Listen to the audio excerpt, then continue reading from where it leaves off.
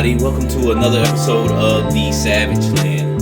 Today we have a very special guest on here. I've been wanting to do one of these figures for quite some time now. And this is the Jurassic Park 3 male Velociraptor from the Amber Collection. And may I start off first by saying the Amber Collection, which is made by Mattel, is a special collection going towards Jurassic Park figures and Jurassic World. So it has both franchises from the movie, and they make figures for them. They're kind of more, to me, on the higher end of their dinosaur figures, because Jurassic Park is a pretty big brand, so they have different lines that they use for the toys, like Camp Cretaurus, and I hope I said that right. And I believe there's a legacy line also with them too that's more towards making bigger figures. Like I have a Bronchiosaurus. They came out with a T-Rex with that line. But my favorite line to collect is the Amber line. I don't think it gets enough credit. I really don't see a lot of it online as far as review wise. I believe they're exclusive to Target. Yes, that line is exclusive to Target. So when I go in my Target, they're peg warmers. I usually can get any figure I want if it's up now and then. This one here, this male Velociraptor, I actually had to get him from Target.com because he actually wasn't in my store. But he probably will be eventually. For the most part, like I said, I can find most of those figures in there. He's $29.99, but he's well worth it. We're going to go through this dinosaur. I'm going to show you kind of his schematics, far as the paint, the QC on him, but great line. I will say this, Mattel is a very hit and miss line when it comes to making toys. Their WWE Elite is very hit and miss. I just mainly collect that from nostalgia. A lot of times when I bring those toys out of the package, you might have a loose leg just already swinging, like somebody's been playing with it and didn't put it in the pack. What else do they make? They also made DC Multiverse. They were making them. They're very hit and miss with that. I don't know what the deal was with that. I don't know if that got passed around within their corporation as far as who's supposed to make that. But some figures were, okay, I can mess with that. And then some figures like, what the hell are they really doing? One thing I will say, about Mattel. They don't believe in ankle rockers. A lot of those DC multiverse figures didn't have ankle rockers. I just noticed that in this Jurassic Park Amber line, the human figures don't have ankle rockers. The guy Modell here, I believe that's his name, who deals with the Velociraptors, I was trying to get him in some poses, and he just didn't have that ankle rocker, which I didn't have to do too much to him, but it does help a lot when you do have a figure with an ankle rocker. So let's get into this dinosaur. Let's give some background information on him. This is the male. He's the alpha male, so he is the leader of the pack. He's the big boy. He's the one that makes the decisions in the pack for the Raptors in the Jurassic Park 3 movie. Now, there's two franchises with interconnect. Jurassic Park, everybody knows about that. That's the first one. Came out in 1993. Huge movie. 1993 belonged to Jurassic Park, basically. And then they have another one, Lost World. It came out in 97. And then this one's from Jurassic Park 3. Make a long story short, in Jurassic Park 3, they had to go back to the island where the dinosaurs took over, and it was like a fake rescue mission to save this couple's son. But somehow Dr. Alan Grant, which is the lead protagonist from the first movie, gets dragged back into this one. A guy that they're with, this younger guy named Billy, steals the raptor's eggs because they're just walking through the island, and sometimes it's some of the people's first time being on this island, so they're just amazed, and he picks up some eggs, and basically these raptors are on him the whole movie. At the end, the raptors spare them. I guess the raptors seen something morally good inside them, so they spared them at the end of the movie. But it just shows the raptor's intelligence. A raptor reminds me of a pit bull. Can probably get the bad perception from the way they look and move, but in very loving and very intelligent animals. And so in Jurassic World, which is now the franchise, they have it where Chris Pratt basically is the alpha male, to where he almost domesticated. Not almost, he did domesticate raptors, which I believe if you're an intelligent animal and you grow up around a human, just like a lion or a tiger who's been domesticated, I believe you could possibly do that with a raptor. So, okay, let's get into the figure, man. It is awesome. Let's go to the side here. Okay, so this male raptor, I don't know if you guys are familiar with the raptors, but in the new Jurassic World movie, there's a raptor called Blue, and she has a blue, almost like electric blue line going all the way down her body, like this raptor has this white line here. As far as his paint, he has like a two-tone darker green here, then more like a this is almost kind of like an avocado green, with the forest with the avocado green, but it's a two-tone, and it is beautiful. That's why I like this line, especially for the dinosaurs. They really go out and put some good paint on these things, and they have good schematics. They feel good. But basically, this he also has a orange streak going down his back too.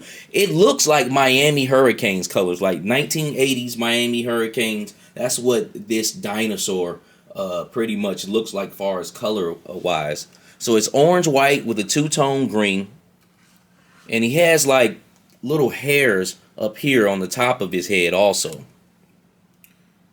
like little prickly little hairs, and these are very soft plastic.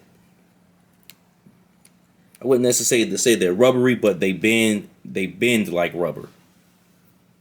And okay, so his tail.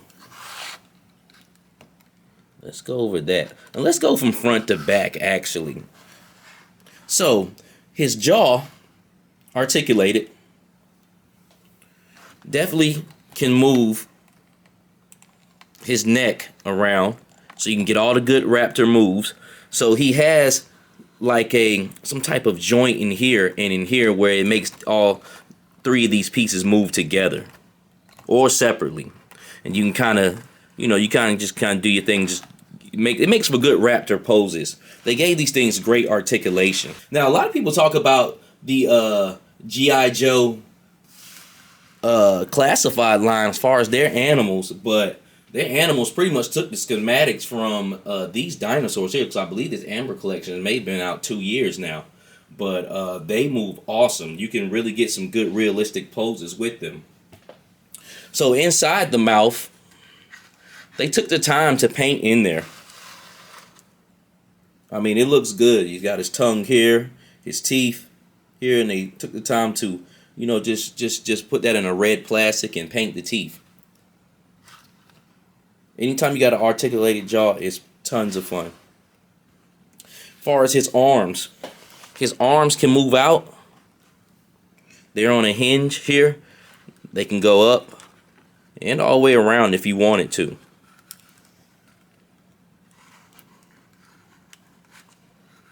His hands on an up and down hinge. They can twist all the way around. Also has a joint at the elbow here. So, 1, 2, there's like 5 or 6 pieces of articulation in the arms here alone.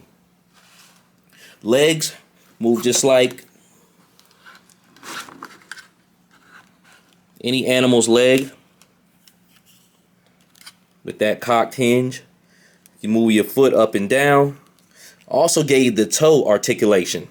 In the movie, the raptors are big for tapping their toe or this talon on the ground here. And that's why I did it in the toy photography too, to show you that this toe can move up and down. I thought that was awesome. I mean, if you got this much articulation, you definitely have to put that in. That is a very iconic thing for them to do in the movie. Just tap their toe when they're looking, or they're trying to think about something or what next move they're going to do. Let's go up the leg. Got a hinge here that moves back and forth. Also on the bottom of the foot, they took the time to paint it red. I mean, this thing looks beautiful in person, man. It's really an awesome figure. So also got a joint here. So his leg moves in 3 different places. At the ankle, right here at the little dog hinge here, and then right here up in near the thigh area. So you can get him and pose him and, you know, bend his leg back like how dinosaurs are supposed to move. Every dinosaur toy I had when I was small was some stiff brick that the biggest thing it had was a roaring noise that you press on the stomach. But this right here, this is state-of-the-art toys here. I will say this. They give you a stand with these things because those hinges, I mean, you can pose this thing without the stand, but it's better to try to get the poses with the stand because the legs kind of give out on you because there's so many different breaks and joints in the legs that you can stand it up on its own, but it's very flimsy, I would say. But you can definitely get you some poses standing without this stand. But some of the poses you try to do, you'll definitely need it, man. Like I said, it's a sturdy figure, but I'm almost counting it out too. It's inevitable for this figure not for those joints to get weak with so many breaks in that leg, so you could, you know, form a decent dinosaur stance or a realistic pose with it. Now, as far as the tail is very rubbery. I don't know if it is made out of rubber, but it has a bendy wire at the tip, so you can curl the tail up at the tip. At the tip of his tail, he has like a little red mark. He has faint hints of red throughout all of them. I mean, throughout all of his body. Tail is also articulated. You can move that up and down. Along with the bendy wire, you can move that up and down. You can kind of move it left and right. So I'm pretty sure it's on a ball joint inside there. Getting to his body, it's a hard plastic. And then the tail inserts with the rubbery or the more pliable plastic inside of the body. But man, like I said, he's a great figure. Nails painted black. So they took the time to do that. It's not green. It might be a deep green. I can't really tell in the light. But I can definitely tell a difference. I don't know if it's different plastic, but I can tell the difference of the nail. But good looking figure. Good looking figure. He looks good in the light. He looks good when taking poses. This line really knocks it out. If you get your child this or you buy this for yourself, you definitely will be satisfied. This is an A+ figure. This is a 10 to me. This is a 10. Everybody talks about the G.I. Joe classified animal line, but this line right here is an animal within itself. Also, the figures aren't that bad. I'm not going to say too much about this guy right here, but I'll just drop him in here. I didn't think too much of him. I really didn't think too much of this figure, but when I bust him out of the pack, he was a good figure. All of the human figures are good. My man right here goes clever girl. So I definitely had to include him in this. Wouldn't be a photo shoot without him. But he feels good. His vest is real pliable. This is not hard. You can just kind of move it around any way you want. His joints feel good. He has great articulation. And I love when they turn a hat into an accessory. And in the movie, he sets his hat down, I believe, before he gets killed. He's trying to take a shot. Oh, man, I knocked my girl down. I mean, my dude down. He's trying to take a shot, and he takes off his hat. But even if he didn't, it's always good when you make a hat an accessory.